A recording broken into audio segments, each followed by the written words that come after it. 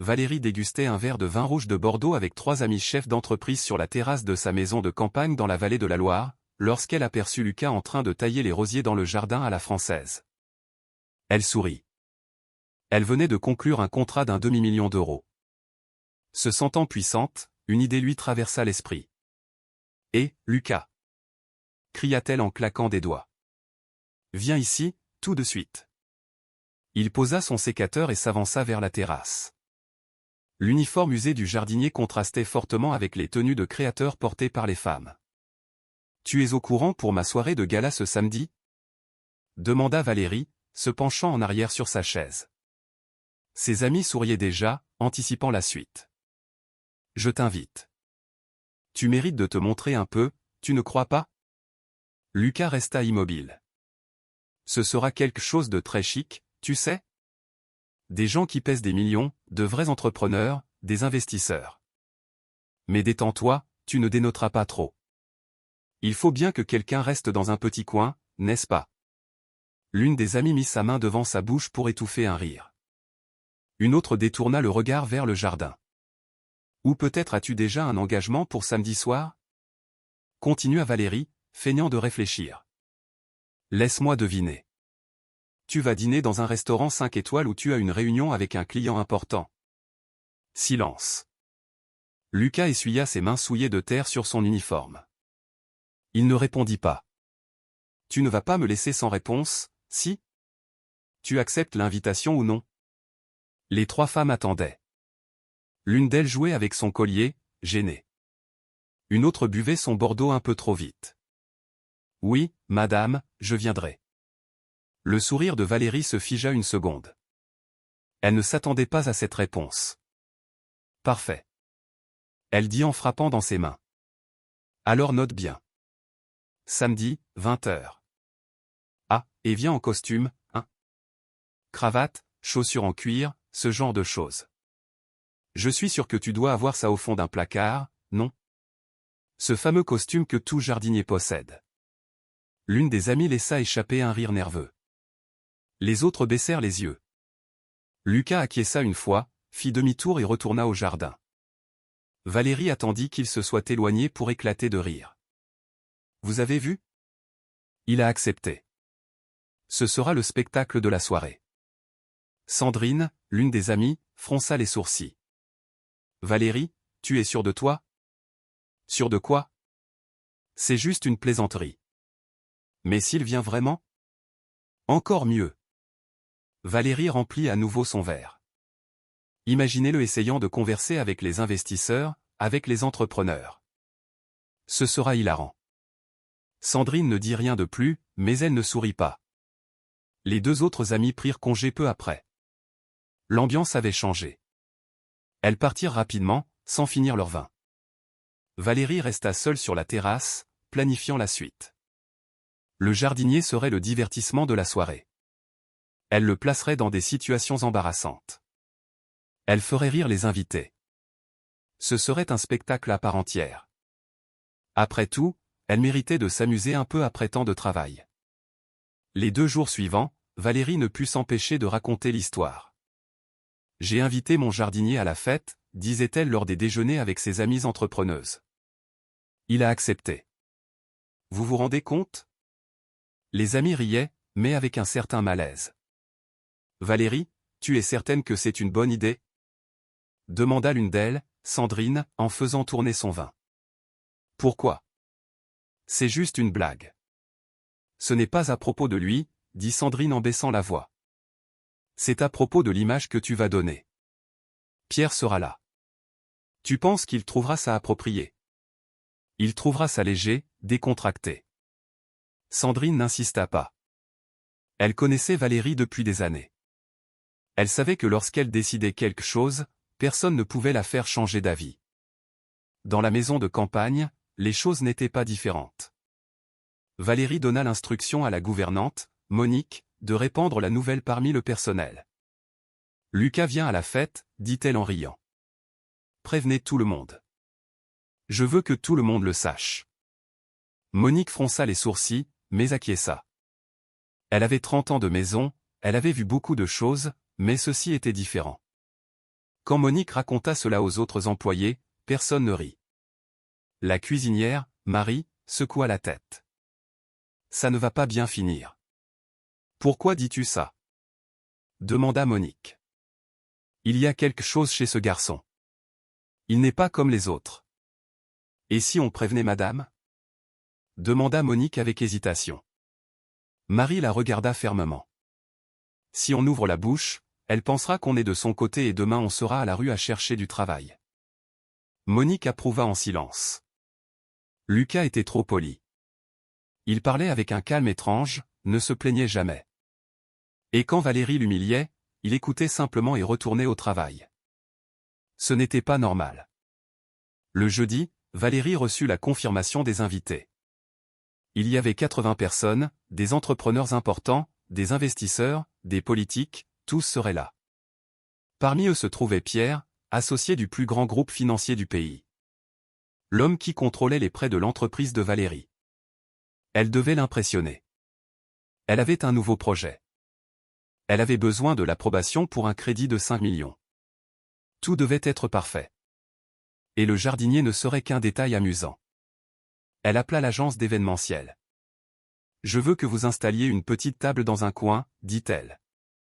Réservée pour un invité spécial. » L'organisatrice ne comprit pas. « Un invité spécial dans un coin, madame ?» Exactement. Il voudra rester isolé. Faites-moi confiance. Valérie raccrocha en riant toute seule. Elle imaginait déjà la scène. Lucas entrant avec des vêtements empruntés, déplacés, essayant de se fondre dans la masse. Elle le présenterait comme le talentueux jardinier et tout le monde comprendrait la blague. Ce serait mémorable. Pendant ce temps, Lucas travaillait en silence dans le jardin à la française. Il taillait les rosiers avec soin, tondait la pelouse, arrosait les hortensias. Monique l'observait depuis la fenêtre de la cuisine. Il n'a même pas l'air affecté, commenta-t-elle avec Marie. Parce qu'il ne l'est pas, répondit Marie. Cet homme sait exactement ce qu'il fait. Le vendredi après-midi, Lucas reçut un appel. Il était dans le jardin, près de la fontaine. Il décrocha rapidement.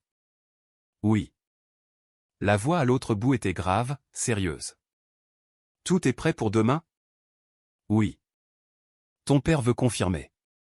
Tu es sûr de vouloir faire ça?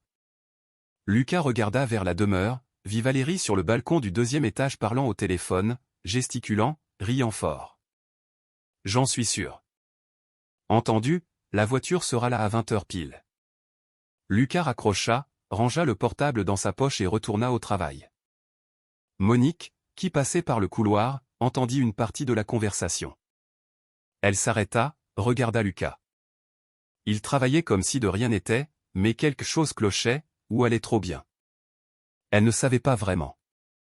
Ce soir-là, Valérie dîna seule dans la salle à manger. Elle révisa la liste des invités pour la 10e fois, vérifia le menu, approuva la décoration. Tout était parfait. À 22h, elle monta dans sa chambre et se coucha satisfaite. Demain serait un succès. Elle dormirait bien. Mais dehors, dans la petite annexe au fond où logeait Lucas, la lumière resta allumée tard dans la nuit. Et quand elle s'éteignit enfin, quelque chose dans la propriété avait changé. Valérie ne le savait juste pas encore. Demain, elle le découvrirait, et quand elle le découvrirait, il serait trop tard. Les 3 jours suivants, Valérie n'avait cessé de raconter l'histoire. Durant un déjeuner d'affaires, le mardi, elle interrompit la réunion pour prévenir ses associés. « Ah, et j'ai invité mon jardinier à la fête de samedi, » dit-elle en riant. Il a accepté. Les 3 hommes à table échangèrent des regards. « Tu as invité ton jardinier ?» demanda l'un d'eux, Nicolas, en fronçant les sourcils. « Oui, ce sera drôle. Imagine-le essayant de parler d'investissement, d'action. » Nicolas ne rit pas. Il connaissait Valérie depuis 10 ans. Il savait qu'elle pouvait être cruelle quand elle le voulait. « Valérie, tu es sûre que c'est approprié? Pierre sera là. Tu as besoin de lui pour approuver le crédit. » Exactement pour ça, répondit-elle avec entrain. Ce sera un moment léger, décontracté. Tout le monde va rire, ça brisera la glace. Nicolas se pencha en avant, la voix basse et sérieuse. S'il trouve ça de mauvais goût, tu perds 5 millions et je coule avec toi. Réfléchis bien. Valérie haussa les épaules. Tu es trop dramatique, Nicolas. Nicolas remua ses papiers, mal à l'aise, et ne dit plus rien. La réunion continua, mais l'atmosphère avait changé. À la maison de campagne, les choses étaient pires. Valérie réunit les employés dans la cuisine le mercredi matin. Je veux que vous sachiez tous, dit-elle, les bras croisés, que Lucas sera présent à ma fête samedi. Il sera là, mélangé aux invités. Monique, la gouvernante, regarda le sol.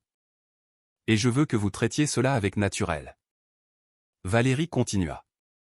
Sans faire de commentaires, sans rire devant lui. Laissez-moi m'occuper de ça. Marie, la cuisinière, serra les lèvres. Elle avait 25 ans de métier dans des familles riches. Elle avait vu bien des choses, mais ça, c'était différent. Des questions ? Demanda Valérie. Personne ne répondit. Parfait. Vous pouvez retourner au travail. Les employés sortirent en silence. Dans l'office, Marie tira Monique par le bras. Ça va mal tourner, chuchota-t-elle. Je sais. Il y a quelque chose avec ce garçon. Il n'est pas ordinaire. Monique acquiesça. Elle aussi l'avait remarqué. Lucas était trop poli, ne se plaignait jamais, ne répondait jamais. Et quand Valérie l'humiliait, il écoutait simplement, opinait du chef et retournait au travail comme s'il attendait quelque chose. Pendant ce temps, Lucas travaillait dans le jardin, comme toujours. Il tondait la pelouse, arrosait les fleurs, nettoyait les feuilles sèches de la fontaine. Valérie passait par la fenêtre plusieurs fois par jour, juste pour l'observer. Le jeudi après-midi, elle descendit au jardin. Lucas, appela-t-elle, s'arrêtant près de lui, juste pour confirmer. Tu vas vraiment venir samedi, n'est-ce pas? Ou tu vas me faire faux bon? Il était à genoux, plantant des pieds de lavande. Il leva les yeux. Oui, madame, je viendrai. Tant mieux, parce que j'ai prévenu tout le monde. Si tu ne viens pas, ça va faire mauvais genre pour toi. Lucas se remit à planter, ne dit rien de plus. Valérie attendit. Elle voulait une réaction, n'importe quoi, de la nervosité, de l'hésitation, de la peur. Mais il continuait simplement de travailler. Elle fit volte-face et rentra, irritée. Le vendredi matin, Valérie reçut la liste finale des confirmations. Il y avait 82 personnes, toutes confirmées, parmi elles Pierre et 2 autres associés du groupe financier. Elle devait les impressionner. Son projet en dépendait. 5 millions de crédits, une expansion vers 3 régions, c'était la chance de sa vie. Tout devait être parfait. Elle appela l'agence d'événementiel. Je veux une table séparée, dit-elle, dans le coin gauche du salon. Petite, pour une seule personne. Une table séparée, Madame Valérie? Oui, pour un invité spécial qui préfère rester plus en retrait. Compris. Je vais m'en occuper. Valérie raccrocha, souriante. Elle imaginait déjà la scène. Lucas assis tout seul dans le coin, pendant que tous les autres conversaient, riaient, faisaient des affaires. Il serait le détail étrange de la soirée, le contraste parfait. Et quand quelqu'un demanderait qui était cet homme, elle répondrait avec naturel, « Ah, c'est mon jardinier. J'ai trouvé juste de l'inviter. » Tout le monde comprendrait la plaisanterie. L'après-midi, Lucas reçut un appel. Il était dans le jardin, près des massifs de roses. Il décrocha rapidement, s'éloignant de la maison. Oui. La voix à l'autre bout était grave, sérieuse. Tout est bon pour demain? Oui. La voiture arrivera à 20 heures précises. 2 gardes du corps vous accompagneront. C'est compris? Ton père a appelé plus tôt aujourd'hui. Il veut être sûr que tu sais ce que tu fais. Lucas regarda vers la demeure, vit Valérie à la fenêtre du 2e étage parlant au téléphone, gesticulant, riant. Je sais exactement ce que je fais. Bien. Alors à demain. Lucas raccrocha, mit son téléphone dans sa poche et retourna au travail. Monique passait par l'allée latérale. Elle entendit une partie de la conversation. Elle s'arrêta, regarda Lucas. Il travaillait comme si rien ne s'était passé, taillant, arrosant, soignant les plantes avec un calme étrange, mais cet appel, la voiture à 20 heures, les gardes du corps. Son père. Monique sentit un serrement au cœur. Elle entra dans la cuisine et trouva Marie préparant le dîner. « Marie, dit-elle doucement. Je crois qu'on devrait prévenir Madame Valérie. » Prévenir de quoi? À propos de Lucas. Il n'est pas qui elle pense. Marie arrêta de couper les légumes. Tu en es sûr? Non. Mais j'ai entendu une conversation. Il va arriver en voiture demain avec des gardes du corps. Marie resta silencieuse, réfléchissant. Si on la prévient, dit-elle lentement, Madame Valérie va penser qu'on ment ou qu'on est de son côté et elle va nous renvoyer. Monique savait qu'elle avait raison. Alors on ne fait rien, on attend, répondit Marie, et on prie pour que demain ne soit pas aussi terrible que je l'imagine. Cette nuit-là, Valérie dîna seule dans la salle à manger. Elle révisa la liste des invités pour la 10e fois, vérifia le menu, approuva la décoration des tables, vérifia la position de la table spéciale dans le coin. Tout était parfait. Elle monta dans sa chambre à 22 heures, satisfaite. Demain serait un triomphe. Elle signerait le contrat avec Pierre, développerait ses affaires et, par la même occasion, vivrait une soirée mémorable. Elle dormit bien, mais dehors, dans la petite dépendance où logeait Lucas, la lumière resta allumée jusqu'à minuit, et quand elle s'éteignit enfin, il y avait une petite valise à côté du lit. Valérie ne le savait pas, mais demain tout changerait, et quand cela changerait, il serait trop tard pour revenir en arrière. Samedi se leva, lumineux. Valérie se réveilla à 7 heures du matin, excitée. Elle avait bien dormi, rêvé de contrats signés, de vin de Bordeaux et d'applaudissements. Elle descendit à la cuisine en peignoir, souriante. Marie préparait le café.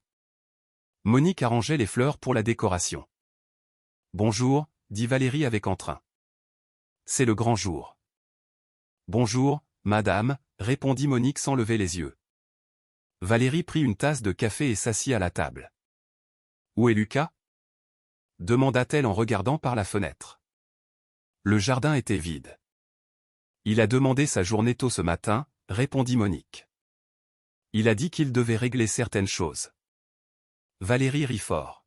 « Évidemment. Il doit courir pour trouver des vêtements à emprunter. Le pauvre. » Marie serra les lèvres, mais ne dit rien. « Il a dit à quelle heure il revient » demanda Valérie. « Il n'a rien dit. » Peu importe. Il sait que la fête commence à 20 heures. S'il arrive en retard, tant pis pour lui. Valérie finit son café et monta se préparer. Monique et Marie restèrent silencieuses. Elle n'en a aucune idée, chuchota Marie. Aucune. Pendant ce temps, de l'autre côté de la ville, Lucas était dans un hôtel 5 étoiles. Il sortit de la douche enveloppé dans un peignoir blanc. La suite était immense, avec des baies vitrées du sol au plafond offrant une vue sur la ville. Le téléphone sonna. « Monsieur Lefebvre, » dit la voix à l'autre bout. « Votre costume est prêt. Nous montons maintenant. Vous pouvez monter. » 2 minutes plus tard, on frappa à la porte. Lucas ouvrit. 2 hommes entrèrent portant un costume italien fait sur mesure, des chaussures en cuir véritable et une cravate en soie. « Tout est là, monsieur », dit l'un d'eux en accrochant le costume au porte-manteau. « La voiture sera prête à 19h45. » Parfait. Les hommes sortirent. Lucas regarda le costume noir, impeccable, sans un pli. Il passa la main sur le tissu. Cela faisait 3 mois qu'il n'avait pas porté de tels vêtements. 3 mois qu'il avait accepté le défi de son père. Travailler incognito dans des entreprises qui dépendaient du groupe financier de la famille. Observer, apprendre, comprendre comment les gens traitaient ceux qu'ils jugeaient inférieurs. Valérie avait été la 3e chef d'entreprise sur la liste et la pire de toutes. Lucas prit la cravate, commença à faire le nœud, sa main trembla. Juste une seconde, il s'arrêta, respira profondément, se regarda dans le miroir. De la poche de son pantalon, il sortit une petite photo pliée, un homme plus âgé, en costume, souriant aux côtés d'un Lucas adolescent. Il rangea la photo dans la poche intérieure de la veste, ajusta sa cravate à nouveau, cette fois fermement. Il chaussa ses souliers, se regarda dans le miroir, il était prêt. À 17 heures, la propriété de Valérie était déjà en effervescence. L'équipe d'événementiel dressait les tables, organisait les chaises, testait l'éclairage. Valérie supervisait tout, vêtue d'un ensemble de marques, les cheveux attachés, le maquillage parfait. La table du coin, dit-elle en pointant du doigt, est trop près du mur. Écartez-la un peu. Bien, madame. Et mettez juste une chaise. Pas besoin de plus. L'organisateur fronça les sourcils mais obéit. Valérie sourit. Tout se déroulait comme prévu. À 18h30, elle monta finir de se préparer. Elle enfila une robe longue bleu marine, des chaussures à talons hauts, des bijoux discrets mais coûteux. Elle se regarda dans le miroir. Elle était impeccable. Elle descendit à 19h15. Les premiers invités commencèrent à arriver à 19h30. Entrepreneurs, investisseurs, politiques, tous en costume et robe de soirée. Valérie les recevait à l'entrée, souriante, confiante. Pierre arriva. C'était un homme grand, aux cheveux gris, à l'expression sérieuse, l'un des associés les plus importants du plus grand groupe financier du pays. « Monsieur Pierre », dit Valérie en tendant la main. « Quel honneur de vous avoir ici. » « Valérie », répondit-il en lui serrant la main rapidement. « Belle réception. »« Merci. J'ai tout préparé avec beaucoup de soin. Je veux que cette soirée soit spéciale. »« Je suis sûr qu'elle le sera », dit-il en regardant autour de lui. Valérie sourit. Elle l'avait exactement là où elle voulait. À 20h, le salon était plein. 82 personnes conversaient, riaient, buvaient du Bordeaux. Valérie circulait parmi les invités, saluant, créant des liens, s'assurant que tout le monde soit à l'aise.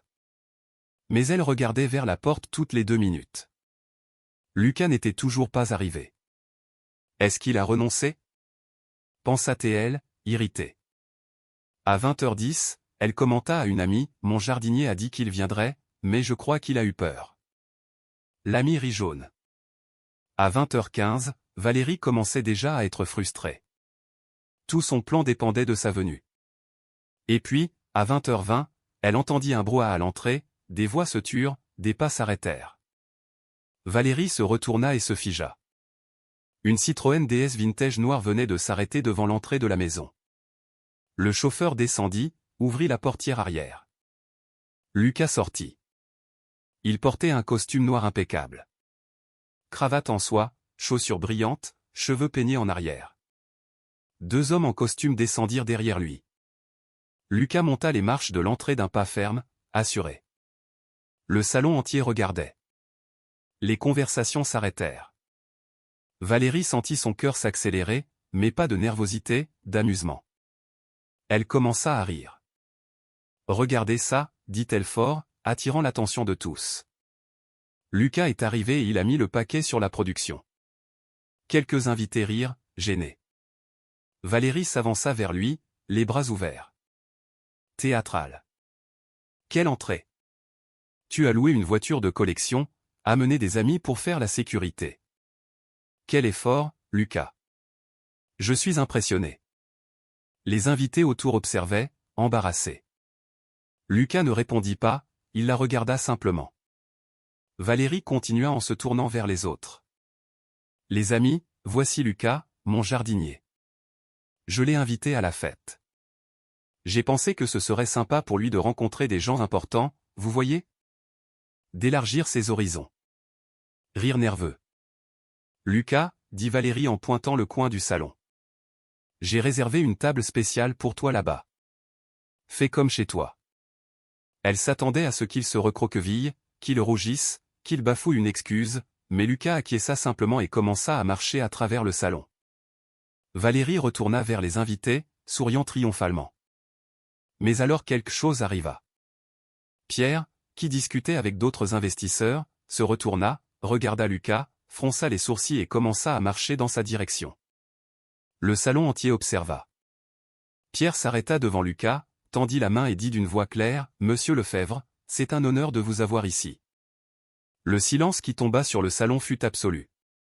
Valérie sentit le sol se dérober sous ses pieds. Valérie cligna des yeux, une fois, 2 fois, son esprit tentant de traiter ce qu'elle venait d'entendre. « Monsieur Lefebvre. » Pierre, l'homme le plus important de la soirée, serrait la main de Lucas. Avec respect. Le salon entier observait en silence. Valérie sentit son visage chauffer, força un sourire et marcha jusqu'à eux, sa voix sortant trop stridente. « Monsieur Pierre, je vois que vous avez déjà fait la connaissance de Lucas. Il travaille ici à la maison, il s'occupe du jardin, il fait un travail excellent avec les plantes. » Pierre se tourna vers elle, l'expression grave. « Il travaille ici ? » ?»« Oui, c'est mon jardinier, mais j'ai trouvé sympa de l'inviter à la fête, vous savez ? Pour qu'il rencontre des gens différents, qu'il s'ouvre l'esprit. » Pierre regarda Lucas, puis Valérie, et de nouveau Lucas. « Jardinier. » répéta-t-il lentement. « C'est ça. » Valérie rit nerveusement. « Mais ne vous inquiétez pas, il sait se tenir. J'ai supervisé personnellement. » Lucas resta silencieux, se contentant d'observer. L'un des cadres qui accompagnait Pierre s'approcha. C'était un homme d'une cinquantaine d'années, costume gris, expression contrôlée. « Monsieur Lefebvre, dit-il en tendant la main. Stéphane, directeur financier. Ravi de vous rencontrer enfin personnellement. » Lucas lui serra la main. « Le plaisir est pour moi. » Valérie sentit le sol trembler sous ses pieds. « Monsieur Lefebvre, répéta-t-elle, la voix défaillante. Personne ne répondit. Un autre cadre s'approcha. Puis un autre. Tous saluaient Lucas avec révérence. Les autres invités commencèrent à chuchoter. « Qui est-ce ? » Lefebvre. Le nom est Lefebvre. Ça ne peut pas être. Plusieurs invités prirent leur téléphone, tapèrent rapidement, montrèrent des écrans à d'autres. Les murmures enflèrent. Une femme regarda Valérie et détourna le regard immédiatement. Un entrepreneur sortit discrètement du salon, déjà le téléphone à l'oreille. Valérie était pâle. Elle regarda Lucas, essayant de comprendre. Pierre se tourna vers elle. « Valérie, saviez-vous qui il était quand vous l'avez embauché ? » Je l'ai embauché comme jardinier. Bégaya-t-elle. Il n'a rien dit. Bien sûr qu'il n'a rien dit, parce que vous ne le lui avez jamais demandé. Le silence pesa. Valérie regarda autour d'elle. Tous l'observaient, certains avec pitié, d'autres avec désapprobation. Un serveur laissa tomber un verre. Le bruit du verre se brisant fut trop fort. Elle essaya de rire, mais le son sortit étranglé. C'est une sorte de plaisanterie ? Lucas, qu'est-ce qui se passe ? Lucas parla enfin. Sa voix était calme, polie, exactement comme elle l'avait toujours été. Ce n'est pas une plaisanterie, Madame Valérie. Mon nom complet est Lucas Lefebvre, fils de Jean Lefebvre, propriétaire du groupe Lefebvre. Le salon entier se figea. Quelqu'un chuchota, ça va être dans la presse demain. Valérie sentit ses jambes flageoler. Vous êtes. Je suis Lucas. Il ne dit rien de plus. Il n'en avait pas besoin. Valérie serra son sac si fort que ses doigts devinrent blancs. Mais tu n'as jamais dit. Tu m'as laissé penser. Madame ne m'a jamais demandé qui j'étais, elle a juste supposé. Pierre secoua la tête, visiblement mal à l'aise. Valérie, je dois vous dire un mot en privé. Elle se sentit muette, mais avant qu'il ne puisse s'éloigner, Nicolas, l'un des associés de Valérie, s'approcha. Il était blanc. Valérie, dit-il bas, la tirant par le bras. Tu as invité le fils du propriétaire du groupe Lefebvre pour être le clown de ta fête ? Je ne savais pas. Chuchota-t-elle en retour, désespérée. Ça n'a pas d'importance. Tu l'as humilié devant tout le monde. Je pensais. Je croyais qu'il n'était qu'un jardinier. Et tu crois que ça rend la chose acceptable ? Siffla Nicolas. Tu as humilié un de tes employés publiquement et maintenant tu découvres qu'il est l'une des personnes les plus importantes du pays. Valérie sentit les larmes lui brûler les yeux, mais elle ne pouvait pas pleurer. Pas ici, pas devant tout le monde.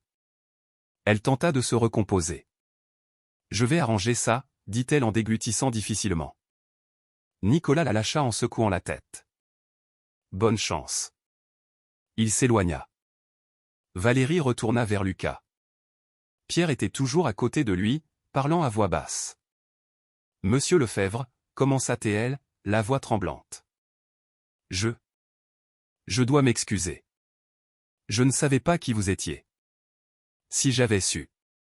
Si vous aviez su, vous m'auriez traité différemment? Demanda Lucas, la regardant droit dans les yeux. Valérie ouvrit la bouche. La referma. Il n'y avait pas de réponse. Exactement, dit Lucas. C'était là tout le problème. Pierre s'éclaircit la voix. Valérie, je pense qu'il vaut mieux que nous parlions plus tard de ce projet que vous m'avez présenté. Son cœur sombra. Monsieur Pierre, s'il vous plaît. Cela n'a rien à voir avec. Cela a tout à voir, l'interrompit-il fermement. Je ne fais pas d'affaires avec des gens qui traitent leurs employés de cette façon, peu importe qui ils sont. Mais Nous parlerons lundi. D'ici là, je vous suggère de réfléchir à vos priorités. Il se tourna et s'éloigna, accompagné des cadres. Valérie resta plantée seule au milieu du salon. Les invités autour évitaient de la regarder directement. Certains parlaient bas, d'autres manipulaient leur téléphone, clairement mal à l'aise. Sandrine, l'amie qui était sur la terrasse la semaine précédente, s'approcha. « Valérie, dit-elle doucement. J'ai essayé de te prévenir. » Valérie ne répondit pas. Elle regardait simplement Lucas, qui conversait maintenant tranquillement avec d'autres entrepreneurs. Il le traitait avec respect, un intérêt sincère, comme elle aurait dû le traiter depuis le début. À 21h, la moitié des invités étaient déjà partis. Ils inventaient des excuses, des engagements le lendemain, de la fatigue, des problèmes à la maison, mais tous connaissaient la vérité. Personne ne voulait être associé au désastre que cette soirée était devenue.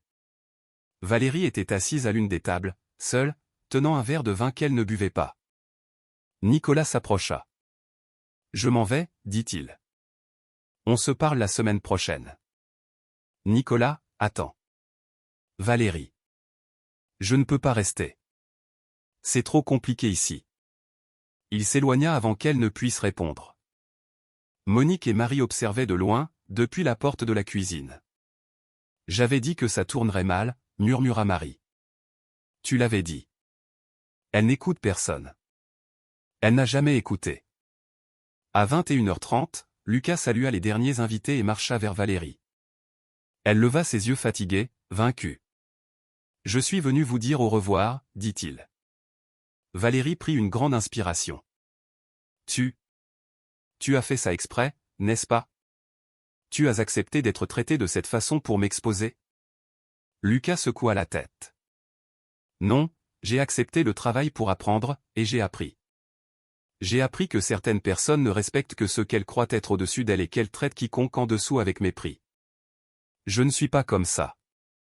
Madame est exactement comme ça, dit Lucas, sans colère, constatant simplement un fait. Et maintenant, vous devez décider si vous voulez continuer à l'être. Il se tourna pour partir. Attends, appela Valérie. Qu'est-ce que tu vas faire maintenant? Tu vas raconter à ton père? Tu vas détruire mon entreprise. Lucas s'arrêta, regarda en arrière. Je n'ai besoin de rien faire, Madame Valérie. Vous avez déjà tout fait toute seule. Il sortit. Valérie resta seule dans le salon vide. Les tables étaient encore dressées, les lumières brillaient encore, la musique jouait encore doucement, mais la fête était finie, et avec elle, bien plus que ce que Valérie pouvait imaginer. Dimanche se leva gris. Valérie n'avait pas dormi.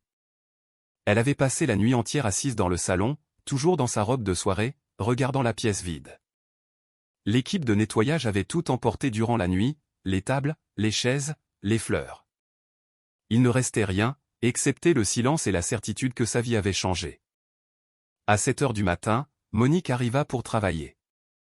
Elle trouva Valérie au même endroit, les yeux rouges, le visage pâle. « Madame, dit-elle avec hésitation. Vous n'êtes pas allée dormir? » Valérie ne répondit pas. Monique prépara le café, posa une tasse devant elle. Valérie n'y toucha même pas. Il savait, dit Valérie d'une voix rauque. Tout le temps. Il savait qui il était et il m'a laissé le traiter de cette façon. Monique resta silencieuse. Pourquoi? Demanda Valérie en la regardant. Pourquoi n'a-t-il rien dit? Pourquoi madame ne lui a-t-elle jamais demandé? Répondit Monique avec gentillesse. Vous l'avez regardé et vous avez décidé qui il était. Sans demander, sans connaître. Valérie ferma les yeux. Elle savait que Monique avait raison. J'ai tout gâché. Oui. L'honnêteté fit mal, mais Valérie n'avait pas la force de réagir. À 9 heures du matin, le téléphone sonna. Valérie regarda l'écran. C'était Nicolas, son associé. Elle décrocha. Allô? Valérie. Il faut qu'on parle maintenant. Nicolas, on est dimanche. Ça m'est égal. J'arrive dans 20 minutes. Il raccrocha avant qu'elle ne puisse répondre. Valérie monta dans sa chambre, enleva sa robe de soirée, prit une douche, enfila un jean et un chemisier simple, se regarda dans le miroir, elle paraissait avoir pris 10 ans. Nicolas arriva ponctuellement. Il entra sans attendre d'invitation, le visage fermé. « Assieds-toi » dit-il en montrant le canapé du salon. Valérie obéit. Nicolas resta debout, les bras croisés. « Tu as une idée de ce que tu as fait hier? » « Je sais. »« Non, tu ne sais pas. » explosa-t-il. « Tu as humilié le fils du propriétaire du groupe Lefebvre, le groupe qui finance la moitié de nos projets. Je ne savais pas qui il était. »« Et ça améliore la situation? » demanda Nicolas, incrédule. « Tu as humilié un de tes employés publiquement devant des investisseurs, des entrepreneurs, des gens dont on a besoin pour signer des contrats? » Valérie déglutit difficilement. « Pierre m'a appelé tôt ce matin, » continua Nicolas. « Il a annulé le projet, la totalité des 5 millions. Il a dit qu'il ne voulait plus faire affaire avec nous. » Le cœur de Valérie sombra. « Nicolas. » « Et ce n'est pas tout lui, » l'interrompit Nicolas. 3 autres investisseurs qui étaient à la fête hier ont envoyé des messages ce matin. Tous veulent réévaluer les partenariats. Valérie sentit ses mains trembler. « On peut arranger ça. »« Comment ?» demanda Nicolas, la voix montant. « Comment on arrange le fait que tu as tenu à montrer à tout le monde que tu traites les gens comme des moins que rien? » Je ne. Tu l'as fait. Nicolas s'assit, épuisé. « Valérie, je te connais depuis 10 ans. Je sais que tu travailles dur. Je sais que tu as bâti cette entreprise de zéro. Mais là c'est allé trop loin. » Silence. « Qu'est-ce que je fais maintenant? » demanda Valérie d'une petite voix. « Je ne sais pas, » répondit Nicolas honnêtement, « mais on doit faire du contrôle de dommages, et vite. » Le lundi matin, Valérie arriva tôt au bureau. Elle avait passé le dimanche entier à penser, planifier, essayer de trouver une issue, mais plus elle y pensait, plus elle réalisait qu'il n'y avait pas d'issue facile. Sa secrétaire, Manon, était à la réception quand elle arriva. « Bonjour, Madame Valérie, » dit Manon nerveusement. « Bonjour. Un message ?» Manon hésita. « Ah, le service de presse a appelé. Il y a des rumeurs qui circulent sur la fête de samedi. » Valérie se figea. Quel genre de rumeurs? Que madame a humilié publiquement le fils d'un entrepreneur important. Valérie sentit son estomac se retourner. Et quoi d'autre? 3 réunions ont été annulées. Les clients ont demandé à reporter, mais n'ont pas donné de nouvelles dates. Valérie acquiesça, tentant de garder sa contenance. Bien. Merci, Manon. Elle entra dans son bureau et ferma la porte. Elle s'assit dans son fauteuil, regarda l'ordinateur, les papiers sur le bureau, les photos au mur, prix, certificat, réussite. Tout ce qu'elle avait construit s'effondrait à cause d'une plaisanterie. À 10 heures du matin, le téléphone sonna. C'était un numéro inconnu. Valérie hésita, puis répondit. « Allô ? » Madame Valérie, dit une voix masculine formelle. Ici Roré Santos, assistant de Monsieur Jean Lefebvre. Valérie sentit son sang se glacer. Jean Lefebvre, le père de Lucas, le propriétaire du groupe Lefebvre. Oui, réussit-elle à dire. Monsieur Lefebvre aimerait fixer une réunion avec vous. Demain à 14 heures au siège central. Est-ce possible? Valérie ferma les yeux. Ce n'était pas une invitation, c'était une convocation. Oui, je serai là. Parfait, à demain alors. Il raccrocha. Valérie resta immobile, tenant le téléphone. Elle savait ce que cette réunion signifiait. Jean Lefebvre allait personnellement mettre fin à tous les contrats, couper tous les financements, garantir que personne ne fasse plus affaire avec elle. Elle avait ruiné sa propre carrière. Ce soir-là, Valérie rentra tard chez elle. La maison était silencieuse. Monique était déjà partie. Valérie monta dans sa chambre, changea de vêtements, s'allongea sur le lit, mais ne parvenait pas à dormir. Elle pensait à Lucas, à la façon dont il avait travaillé en silence, supporté les humiliations, accepté le mépris et jamais, pas une seule fois, n'avait réagi, parce qu'il n'en avait pas besoin. Il savait qui il était, et elle. Elle avait révélé exactement qui elle était. Quelqu'un qui jugeait les personnes sur l'apparence, le poste, la position sociale. Quelqu'un qui traitait les inférieurs comme un divertissement. Valérie se retourna dans son lit, les larmes s'échappant enfin. Elle avait perdu des contrats, perdu le respect, perdu des partenariats, mais le pire de tout était de savoir qu'elle le méritait. Le mardi, à 14 h, Valérie entra dans l'immeuble du groupe Lefebvre. C'était un gratte-ciel de verre au centre-ville, 30 étages de pouvoir et d'influence. Elle monta jusqu'au 25e étage où se trouvait le bureau de Jean Lefebvre. La réceptionniste la conduisit jusqu'à une vaste salle de réunion avec vue sur la ville. « Monsieur Lefebvre sera là dans quelques minutes, » dit-elle. Valérie s'assit, ses mains transpiraient, son cœur battait vite. La porte s'ouvrit. Jean Lefebvre entra. C'était un homme grand, aux cheveux gris, à l'expression sérieuse, il ressemblait à Lucas, le même regard calme, la même posture confiante. « Madame Valérie, » dit-il en s'asseyant face à elle.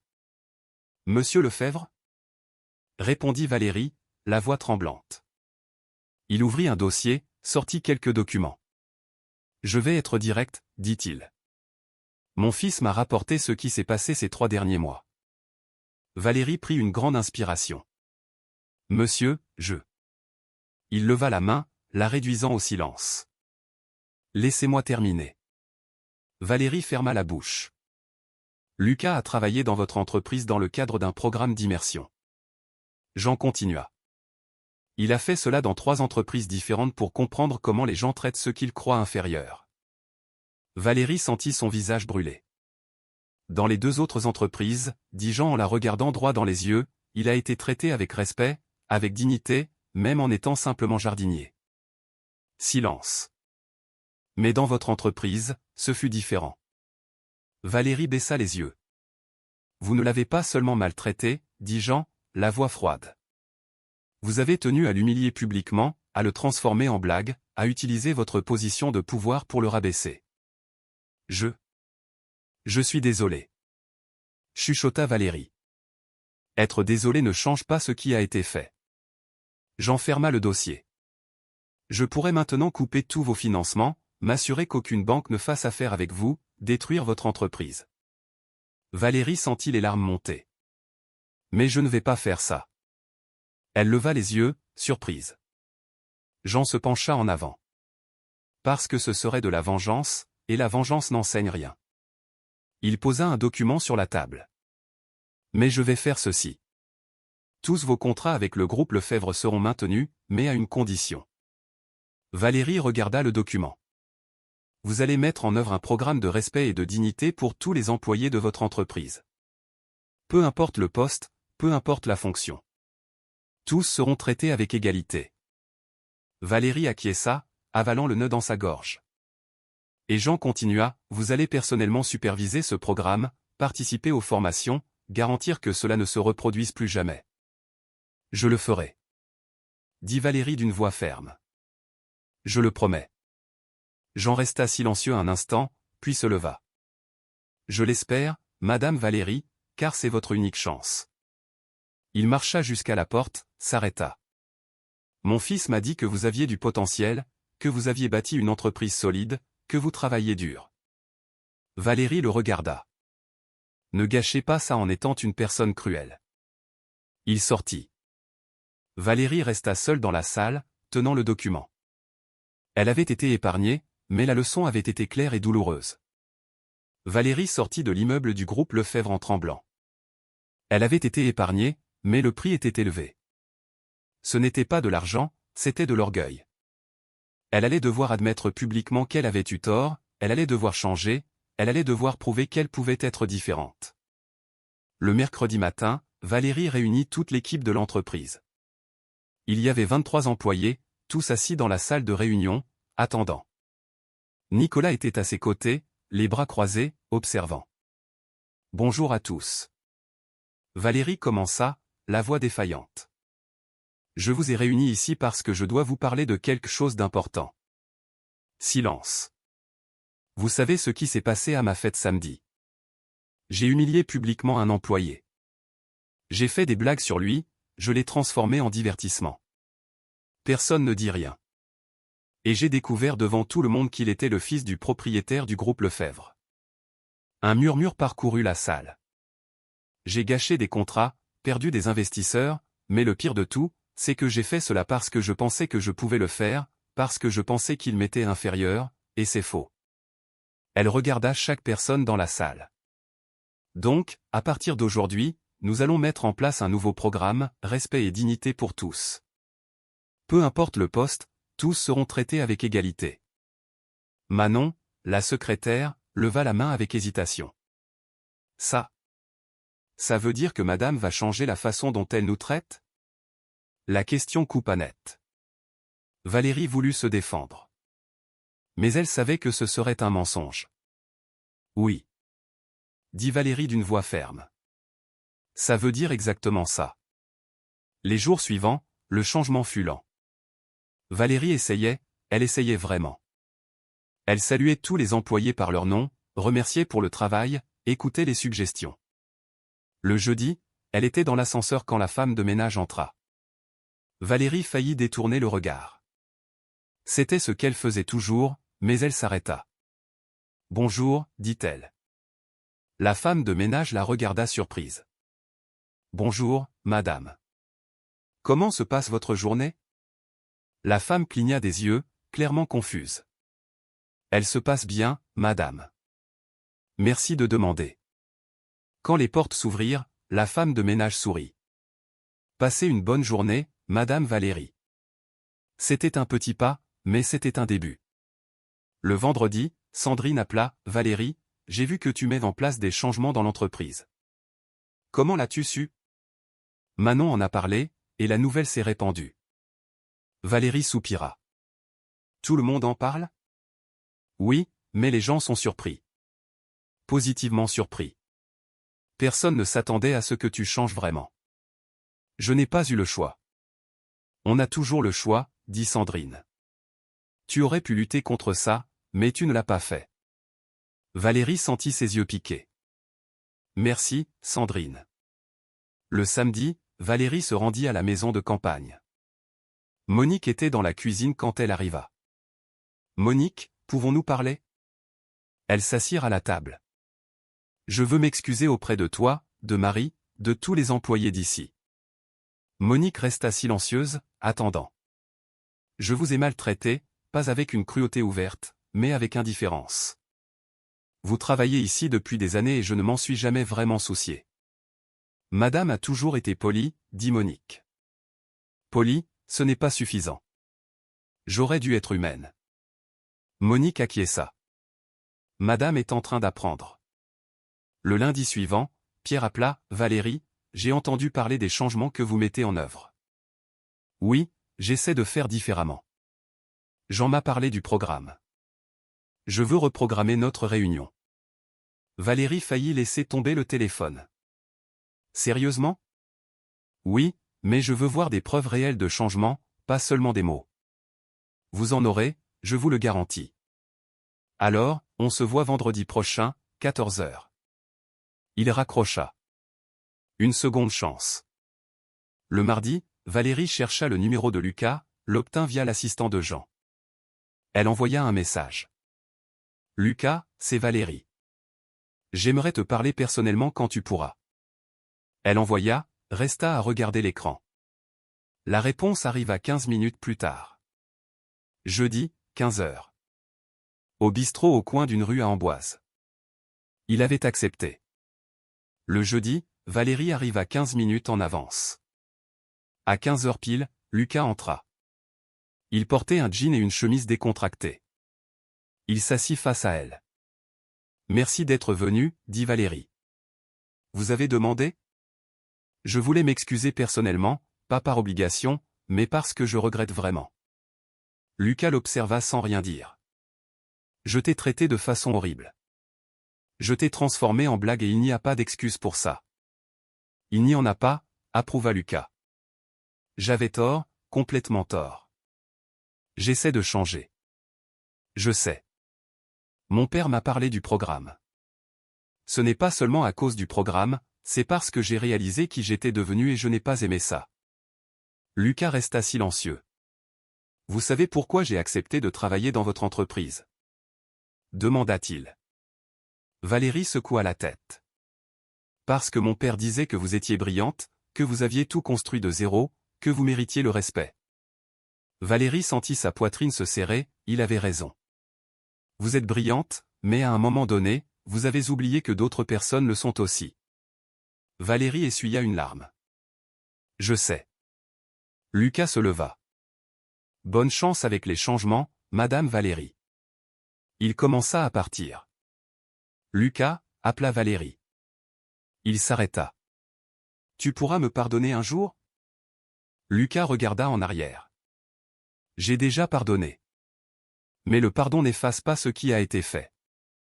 Il vous donne juste la chance d'être meilleur à partir de maintenant. Il sortit. Valérie resta seule, regardant par la fenêtre. Elle avait perdu beaucoup, mais gagné quelque chose qu'elle n'avait jamais eu auparavant, une conscience. Et peut-être, juste peut-être, la chance de vraiment changer.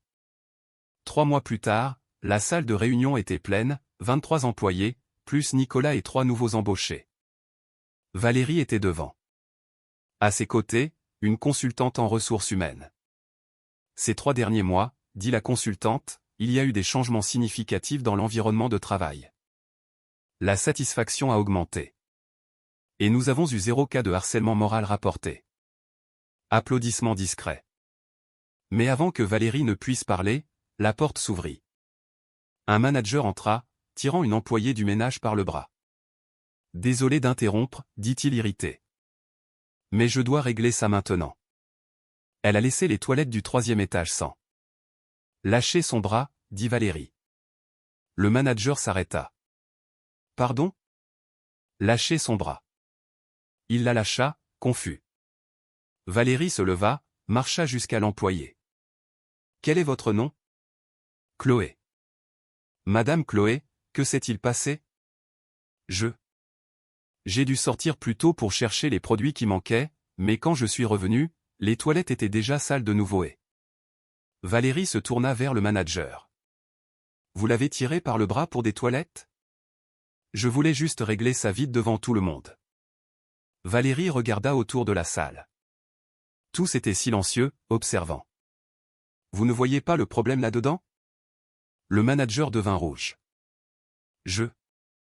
Désolé. Ce n'est pas à moi que vous devez présenter des excuses. Il se tourna vers Chloé. Désolé. Chloé acquiesça, encore effrayée. Valérie prit une grande inspiration.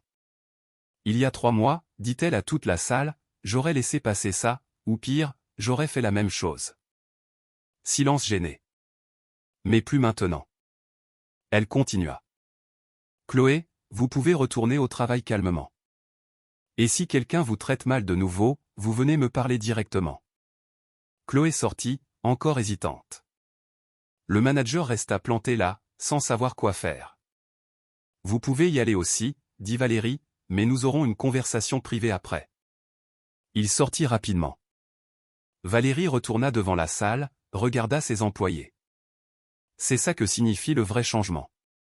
Ce n'est pas à propos de graphiques, c'est à propos de comment on traite les gens quand personne ne regarde. L'un des analystes commença à applaudir, d'autres suivirent. Valérie sentit ses yeux piquer, mais se retint. Cet après-midi-là, Valérie eut sa réunion avec Pierre. Elle arriva à son bureau à 14 heures pile. Elle fut reçue par une poignée de main ferme. « Valérie, dit-il, asseyez-vous. » Elle s'assit, les mains moites. Pierre ouvrit un dossier. « J'ai lu les rapports, discuté avec Jean et fait ma propre enquête. Valérie attendit. Vous avez vraiment changé. Elle relâcha l'air qu'elle retenait. Le projet de 5 millions est approuvé, dit Pierre, mais avec une condition supplémentaire, vous allez partager votre programme de respect et de dignité avec 3 autres entreprises que nous finançons. Vous allez les aider à mettre en œuvre la même chose. Valérie cligna des yeux. Vous voulez que j'enseigne à d'autres? Oui, parce que vous avez appris de la manière la plus difficile et cela a de la valeur. Elle se sentit émue. J'accepte. Pierre tendit la main. Alors, nous avons un accord. Une semaine plus tard, Valérie était dans le jardin de sa maison de campagne. Monique l'avait appelée pour voir quelque chose. Qu'est-ce qu'il y a? Demanda Valérie en marchant entre les plantes. Regardez. Monique pointa les massifs de roses. Il y avait de nouvelles pousses plantées. Des fleurs différentes, un nouveau design. Qui a fait ça? Demanda Valérie. Le nouveau jardinier, Monsieur Léo. Il a dit que Lucas avait laissé un projet dessiné avant de partir. Il a dit que ce serait dommage de ne pas le réaliser. Valérie se baissa, touchant les pétales d'une rose blanche. Lucas avait planifié cela. Même après tout. Même en sachant qu'il serait humilié, il avait fait son travail avec excellence. C'est magnifique, chuchota Valérie. Oui, approuva Monique. Il savait ce qu'il faisait. 2 mois plus tard, Valérie était à un événement d'entrepreneurs. Elle discutait avec un groupe quand elle vit Lucas de l'autre côté du salon. Il était en costume, discutant avec des cadres, confiants, respectés. Leurs regards se croisèrent. Lucas fit un léger signe de tête. Valérie hésita. Puis fit un signe en retour. Il sourit. Pas un large sourire, mais quelque chose de petit. De la reconnaissance. Elle n'alla pas vers lui. Elle savait qu'elle n'en avait pas besoin. Certaines choses n'avaient pas besoin de mots. Ce soir-là, Valérie rentra chez elle, s'assit sur la terrasse, regardant le jardin illuminé. Les roses que Lucas avait planifiées étaient fleuries, belles, parfaites. Monique apporta du thé. Merci, Monique, dit Valérie. De rien. Elles restèrent en silence, appréciant la nuit. Tu sais? Dit Valérie doucement. J'ai failli tout détruire. L'entreprise, ma réputation, ma vie. Failli, répéta Monique. Mais ça n'a pas été détruit parce qu'on m'a donné une seconde chance. Non, parce que vous avez choisi de changer quand vous en avez eu l'occasion. Valérie la regarda. Beaucoup de gens reçoivent des secondes chances, continua Monique, mais peu changent vraiment. Valérie acquiesça. J'ai encore beaucoup à apprendre. Nous tous. 6 mois après la fête qui avait tout changé, Valérie était debout devant un auditorium. Elle avait été invitée pour parler de transformation d'entreprise. Je vais vous raconter, commença-t-elle, l'histoire de comment j'ai failli tout perdre, parce que j'ai traité une personne comme inférieure. L'auditorium fit silence. J'ai humilié publiquement un employé. Je l'ai transformé en blague et j'ai découvert trop tard qu'il était le fils de l'un des hommes les plus puissants du pays. Murmure. Mais cette histoire n'est pas à propos de lui, elle est à propos de moi, sur la façon dont j'ai révélé qui j'étais vraiment et je n'ai pas aimé ça. Elle prit une grande inspiration. Aujourd'hui, 6 mois plus tard, mon entreprise est plus forte. Mes employés sont plus heureux. Mes contrats sont plus gros. Non pas parce que j'ai faim de changer, mais parce que j'ai vraiment changé. Applaudissements. Quand Valérie descendit de scène, une femme s'approcha. Merci, dit-elle. J'avais besoin d'entendre ça. Valérie sourit. Le changement est difficile, mais il en vaut la peine. Plus tard dans la soirée, Valérie reçut un message. C'était de Lucas. J'ai vu la vidéo de ta conférence. Félicitations pour le travail. Tu fais la différence. Valérie regarda le message pendant un long moment, puis tapa « Merci pour tout, même quand je ne le méritais pas ». La réponse vint rapidement. Tout le monde mérite la chance d'être meilleur. Tu as saisi la tienne. Valérie sourit. Elle avait perdu beaucoup ce samedi-là, 6 mois auparavant. Elle avait perdu des contrats, du respect, de l'orgueil, Mais elle avait gagné quelque chose de bien plus grand, son humanité. Et la compréhension que traiter les gens avec dignité n'était pas une question de position ou de pouvoir, c'était une question d'être humain, vraiment. Il n'a pas fallu de confrontation, d'explication ou de vengeance. Parfois, la vérité apparaît toute seule quand quelqu'un est traité comme invisible. Cette histoire parle de caractère, de respect et de ce que chaque attitude révèle quand personne n'attend de conséquences.